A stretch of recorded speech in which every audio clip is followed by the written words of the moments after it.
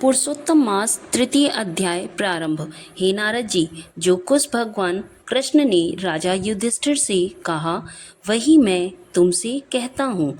एक समय धर्मराज युधिष्ठिर जुए में दुर्योधन से सब कुछ हार गए तो द्रौपदी को बालों से पकड़कर दुष्ट दुशासन ने खींचा और वस्त्र भी पकड़कर खींचे तो कृष्ण भगवान ने रक्षा की। उसके पश्चात युधिष्ठिर आदि राज्य को छोड़कर काम्यक वन को चले गए। वहां पर वन में युधिष्ठिर द्रौपदी आदि बाल बिखरे वन में रहने लगे। हाथियों की तरह वन के फलों को खाकर अति दुख को प्राप्त हुए। एक समय देवकी के पुत्र श्री कृष्ण भगवान उनको दुखी जानकर काम्यक वन को गए।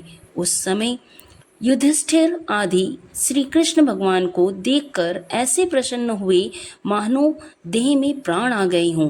वे बड़े प्रेम से मिले और हरि के चरण कमलों को नमस्कार किया।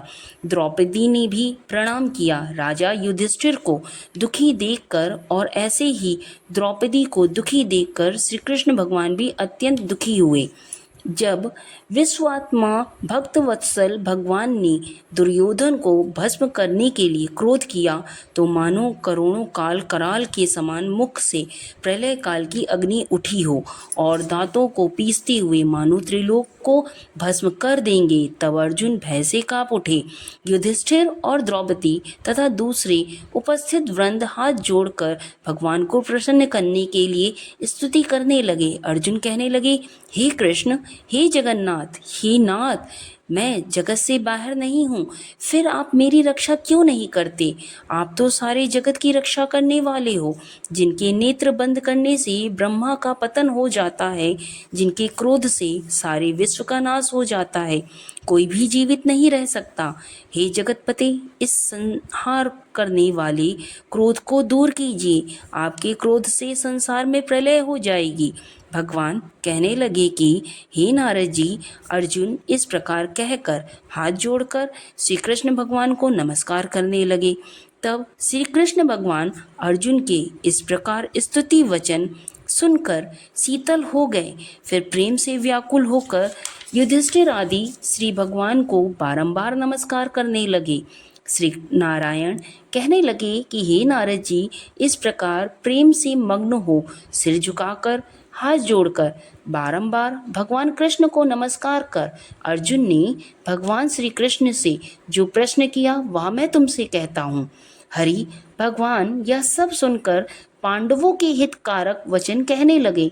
कृष्ण कहने लगे, हे अर्जुन, मेरे वचनों को सुनो और अपने जो पूर्व प्रश्न किया है, आपने जो पूर्व प्रश्न किया है, इस समय मैं उसका उत्तर देने में समर्थ नहीं हूँ।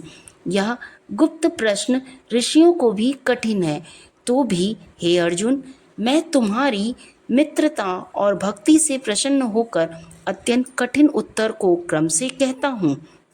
ध्यान से सुनो। हे अर्जुन, एक समय में संयोगवश अधिक मास आया। उसको सब असहाय निंदक अपूज्य मल मास और नीव की संक्रांति से वर्जित ऐसा कहते हैं। मल गंदा मास होने से स्पर्श करने योग्य नहीं है, सब कर्मों में निंदित है।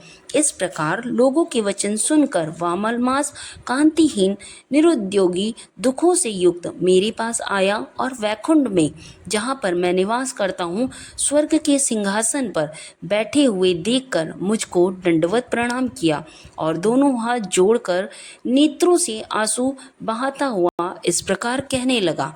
तृतीय अध्याय संपूर्णम।